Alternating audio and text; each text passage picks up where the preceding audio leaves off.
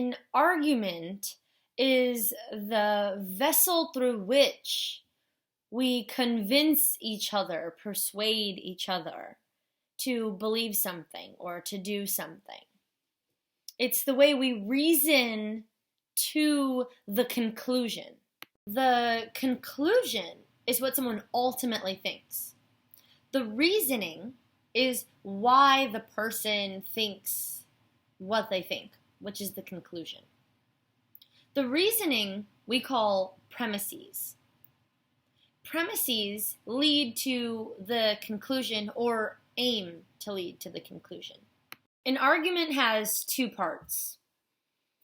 One part is what someone thinks. And the other part is why someone thinks what they think. But the reasons why someone thinks what they think are themselves conclusions that they've drawn.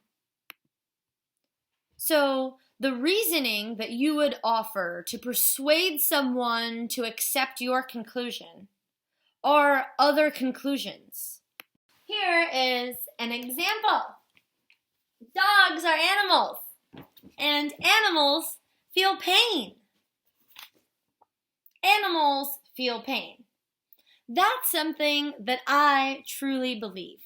Now, I also believe that we should not hit animals. The fact that animals feel pain is the reason why I think we should not hit animals. Since animals feel pain, we should not hit them. There's plenty of reasons not to hit animals. The fact that they feel pain is just one reason not to hit animals. But the point is this, that ideas can be both the reason for something else.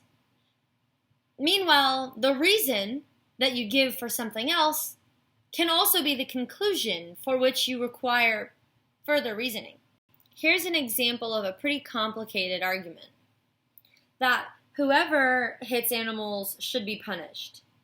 And Duke hits animals, so Duke should be punished. You might say, but why? Well, because we should not hit animals. And you might say, but why? Because animals feel pain, so we shouldn't hit them. Now you're at that simple idea that animals feel pain.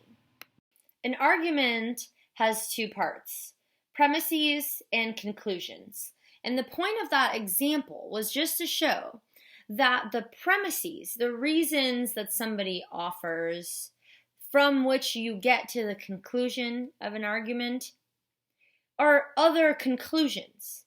I mean, the idea that animals feel pain could be your conclusion or just a premise in your line of reasoning